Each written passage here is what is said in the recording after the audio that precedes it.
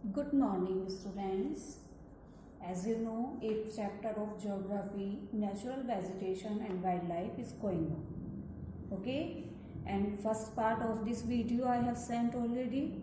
So, in this video, we will discuss remaining topics of this chapter. Okay? जो हमारे remaining topics रह गए हैं, नेचुरल वेजिटेशंस के बारे में, टाइप्स ऑफ फॉरेस्ट के बारे में आज हम उनको डिस्कस करते हैं. तो firstly we will discuss about temperate broad leaf deciduous forest. हमने फर्स्टली वीडियो में जो फर्स्ट वीडियो थी उसमें ट्रॉपिकल फॉरेस्ट के बारे में बात की थी. अब हम इसमें पढ़ेंगे टेम्परेट के बारे में, जो temperate broad leaf deciduous forest. ये जो फॉरेस्ट हैं कहाँ ग्रो होते हैं? In area between 30 to 60 degree latitude having west European type of climate.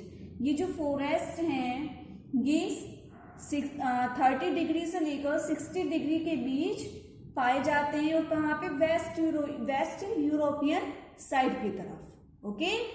The wood of this forest is hard and they are also known as temperate hardwood forest. ये जो forest होते हैं इनकी जो वुड होती है वो बहुत ज्यादा हार्ड होती है, इसलिए इनको टेम्परेट हार्डवुड फॉरेस्ट के नाम से भी जाना जाता है. ओक, आश, Elm, chestnut, maple, cherry, hemlock ये यहाँ के इंपोर्टेंट ट्रीज हैं.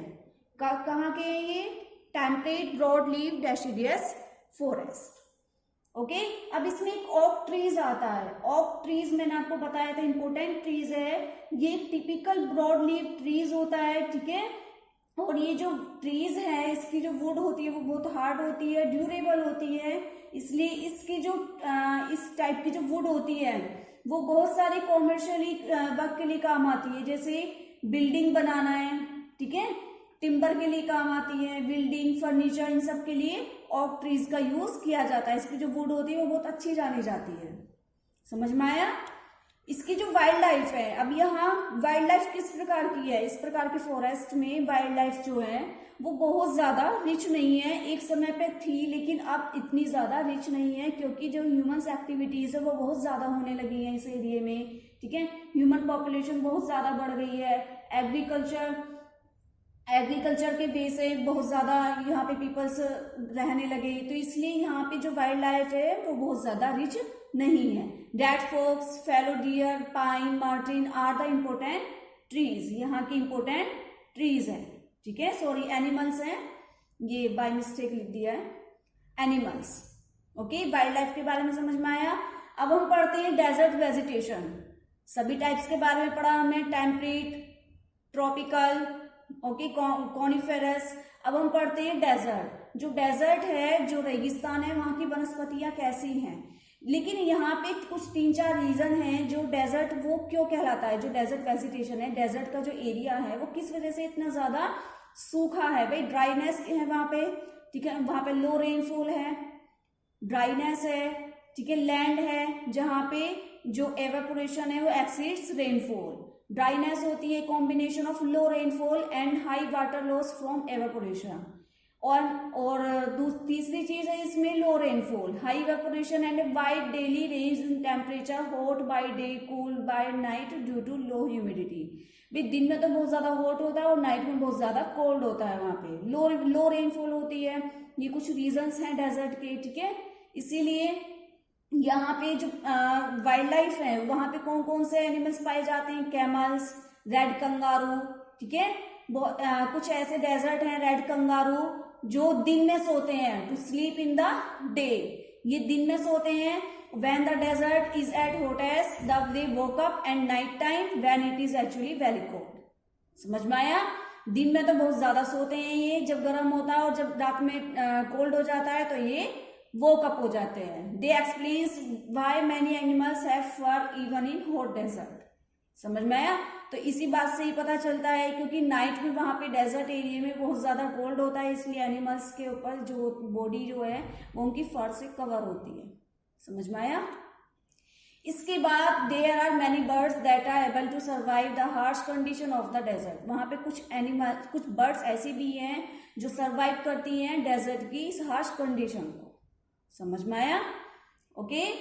इसके बाद वहां पे लैक ऑफ वाटर होता है, ड्राई विंड्स होती हैं, सूखी हवाएं चलती हैं, हाई टेम्परेचर होता है, जो प्लांट्स के लिए बहुत ज्यादा अनसुटेबल है, ठीक है, इसलिए वहां पे प्लांट्स जो है बहुत कम ग्रो होते हैं। ओके, अब इसके कुछ मेन फीचर्स मैं आपको बता चुकी, इसके मेन फीचर्स पर हम डिस्कस करेंगे। इसके मेन फीचर्स क्या हैं, जो डेजर्ट एरिया है वहां के जो रूट्स हैं, प्लांट्स की जो रूट्स हैं वो बहुत ज्यादा क्या होती हैं, स्प्रेड फार होती हैं, वाइड होती हैं, यहाँ तक कि ग्राउंड के अंदर तक वो रूट्स चली जाती हैं, सरफेस ऑफ द ग्राउंड। इसके बाद जो सम प्लांट्स होते हैं have a very long root to reach the underground water and the roots of the एसिकिया मे गो डाउन 30 मीटर और more in search of water. कुछ प्लांट्स ऐसे भी हैं जिनकी रूट्स जो हैं वो जो सरफेस है ग्राउंड की उसके नीचे बिलो 30 मीटर से 30 मीटर तो है ही मिनिमम, उससे भी ज्यादा ये ग्राउंड के अंदर चली जाती है। किस लिए? पानी की सर्चिंग के लिए, इनको पानी मिल जाए रूट्स को, इसीलिए। ओके, समझ में आ रहा है वहां का फीचर्स है ये। और कुछ लीव्स जो होती हैं वो बहुत ज्यादा झड़ जाती हैं, कम होती रहती हैं, ठीक है, किस लिए? क्योंकि वहां पर रेनफॉल होती नहीं है, प्लांट्स को वाटर नहीं मिलता, वहां की कंडीशन बहुत ज्यादा हॉट होती है, ड्राई होती है, तो इसलिए वहां की जो लीव्स होती हैं वो शेड होती रहती है, रिड्यूस होती रहती है।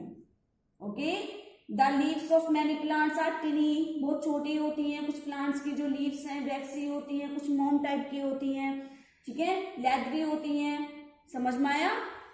ये इसके फीचर्स हैं। वाइल्ड लाइफ आप जानते ही हैं, वाइल्ड लाइफ, वहां की वाइल्ड लाइफ एक तो इसलिए वहां पे जानवर जो है बहुत कम पाए जाते हैं, क्यों?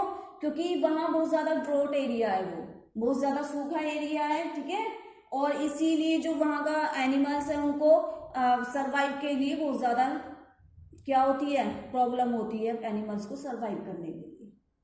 ओके, अब इसके बाद हम बात करते हैं कुछ मेन फीचर्स वाइल्ड लाइफ के। भाई वाइल्ड लाइफ आपने पढ़ा, वाइल्ड लाइफ में जो है जितने भी एनिमल्स होते हैं उनके प्रोटेक्शन की बात की जाती है वाइल्ड लाइफ में, आप सभी जानते हैं, ठीक है। वाइल्ड लाइफ सेंचुरी जो होती है और नेशनल पार्क में क्या होता है, उसमें एनिमल्स की, प्लांट्स की, इन सब की प्रोटेक्शन की जाती है, ठीक है। और जो वाइल्ड लाइफ होता है उसमें एनिमल्स की जाती है सिर्फ। समझ में आया? तो अब वाइल्ड लाइफ के मेन फीचर्स क्या हैं? वहां के कुछ इंसेक्ट्स हैं, कुछ कीड़े मकोड़े, कुछ छोटे छोटे एनिमल्स जो बिल्स में रहते हैं, ठीक है, और सिर्फ नाइट में ही निकलते हैं। वो किस लिए? फूड की सर्चिंग के लिए, सर्च ऑफ फूड के लिए वो नाइट में ही निकलते। कुछ स्मॉल एनिमल्स होते हैं जो बिल में रहते हैं, ठीक है। कुछ इंसेक्ट्स ऐसे होते हैं जैसे स्कॉर्पियन, बीटल, जो बहुत ज्यादा किसी दूसरे की हीट से क्या करते हैं, अपने हीट को गेट करते हैं, किसी दूसरे की हीट को, किसी एनिमल्स की हीट से अपने शरीर को वो बहुत ज्यादा हीट हॉट करते हैं, ठीक है, ताकि उनको गर्मी मिले, क्योंकि नाइट में डेजर्ट एरिया में बहुत ज्यादा कोल्ड हो जाता है, ठीक है। इसके बाद जो डेजर्ट फॉक्स हैं, लिजार्ड्स हैं, गेजल्स हैं, डंकीज हैं, हॉर्सेज हैं, ये सब पाए जाते हैं डेजर्ट एरिया में। ओके, ये सभी बेटा आपको जनरल नॉलेज के भी हैं। इसके बाद हम बात करते हैं natural vegetation and wildlife, how to conserve, why should we conserve natural vegetation, why should we conserve natural resources. भाई नेचुरल रिसोर्सेज को हमें क्यों प्रोटेक्ट करना चाहिए, क्यों कंजर्व करना चाहिए, क्यों प्रिजर्व करना चाहिए, ये सभी तो आप लोग जानते हैं। क्योंकि नेचुरल रिसोर्सेज जो हैं बेटा वो ह्यूमंस की सर्वाइव करने के लिए बहुत ज्यादा जरूरी है, ठीक है। क्योंकि जितना ज्यादा नेचुरल रिसोर्सेज होंगे उतनी ज्यादा क्या होगी, हमें ऑक्सीजन मिलेगी, हमें फूड मिलेगा ईटिंग के लिए, हमें रहने के लिए शेल्टर मिलेगी, ठीक है, और जो एनिमल्स हैं उनके लिए भी मिलेगी शेल्टर, जो बाकी एनिमल्स हैं ह्यूमंस के लिए भी बहुत ज्यादा जरूरी है क्या है, नेचुरल रिसोर्सेज। तो इसलिए we should also preserve to maintain the ecological balance. समझ में आए? इसलिए हमें नेचर के प्रति क्या रखना चाहिए, लव रखना चाहिए, अफेक्शन रखना चाहिए, हमें प्लांटेशन करती रहनी चाहिए। ओके, और नेचर को मेंटेन रखता है, ये कार्बन डाइऑक्साइड और ऑक्सीजन के बीच बैलेंस बनाता है अगर हम नेचुरल रिसोर्सेज, नेचुरल वेजिटेशन को प्रोटेक्ट करते हैं, ठीक है। जो फॉरेस्ट होते हैं वो सभी आप जानते ही हैं, जो फॉरेस्ट ट्रीज हैं वो हेल्प करते हैं अर्थ पे सफिशिएंट रेनफॉल में, ठीक है, इनको लाने में। इसके बाद जो फॉरेस्ट होते हैं वो सॉइल को कंजर्वेशन करने में हेल्प करते हैं, फॉरेस्ट, ठीक है। जितने ज्यादा फॉरेस्ट होंगे उतनी ज्यादा सोइल जो फर्टाइल होगी तो जो फॉरेस्ट हैं, जो प्लांट हैं, वो अच्छे ज्यादा ग्रो होंगे। इसके बाद जो फॉरेस्ट होते हैं वो प्रोवाइड करते हैं habitat to wildlife and help in their preservation. जितनी भी वाइल्ड लाइफ है, जितने भी एनिमल्स हैं, उनको रहने के लिए फॉरेस्ट बहुत ज्यादा जरूरी है, तो इसलिए we should preserve it. Okay, अब कुछ स्टेप्स हैं जो गवर्नमेंट ने उठाए हैं अपने वाइल्ड लाइफ को सेव करने के लिए। कुछ स्टेप्स गवर्नमेंट ने नेचुरल रिसोर्सेज को कंजर्व करने के लिए उठाए, जैसे कुछ स्पेशल एफर्ट्स किए गए वाइल्ड लाइफ को कंजर्व करने के लिए, ठीक है, स्पेसीज को। समझ में आया?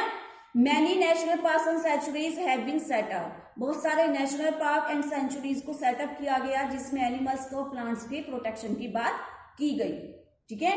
और एक नेशनल पार्क है येलोस्टोन नेशनल पार्क है यूएसए में, जो किस लिए स्टैब्लिश किया गया? वो फर्स्ट एरिया है, फर्स्ट लैंड एरिया था वो, जिसमें सारी वाइल्ड लाइफ को, जिसमें वाइल्ड लाइफ की बात की गई है, Yellowstone national park in USA. और कुछ गवर्नमेंट ऐसे एजेंसीज हैं जैसे यूनेस्को है, IUCN है, WWF है, जो वर्क कर रही है किस लिए? वाइल्ड लाइफ की कंजर्वेशन के लिए। समझ में आया? And also education play vital role in conserving wildlife. बल्कि एजुकेशन तो एक ऐसा पिलर है जो हम अपने नेचुरल रिसोर्सेज को, अपने नेचुरल वेजिटेशंस को सेव कर सकते हैं, ठीक है, एजुकेशन। और जिसको हम लोग अच्छे से जानते हैं हमें क्या करना चाहिए एजुकेशन के लिए, ठीक है। हमें डिफोरेस्टेशन नहीं करना चाहिए, हमें प्लांटेशन करना चाहिए ज्यादा से ज्यादा, अपने नेचुरल रिसोर्सेज को सेव करना चाहिए, हमें वेस्टेज नहीं करनी चाहिए, ठीक है। समझ में आया? बहुत सारी सरकारी एजेंसियां हैं जैसे WWF है, WWF की फुल फॉर्म जानते हैं? World wide fund for nature, world wide fund for nature, okay. And IUCN की क्या? International union for the conservation of nature. ये कुछ एजेंसीज हैं जो वर्क कर रही हैं किस लिए? वाइल्ड लाइफ को कंजर्व करने के लिए, ओके। समझ में आया? बायोस्फीयर रिजर्व होता है। बायोस्फीयर क्या होता है? बायोस्फीयर रिजर्व क्या है? एक बहुत बड़ा लैंड एरिया होता है जहां पे जो जितने भी एनिमल्स हैं, जितने भी प्लांट्स हैं, इन सबको प्रोटेक्ट किया जाता है, ठीक है। तो इसलिए हमें खुद को एफर्ट्स करनी चाहिए अपनी नेचुरल वेजिटेशन को सेव करने के लिए, कंजर्व करने के लिए। समझ में आया? ये आपकी लास्ट वीडियो है इस चैप्टर की। I hope you all understand all topics, okay? चलिए इस वीडियो को हम फिनिश करते हैं और अपने बुक के थ्रू इस वीडियो को अच्छे से देखिए। Thank you, be safe, be healthy, good bye.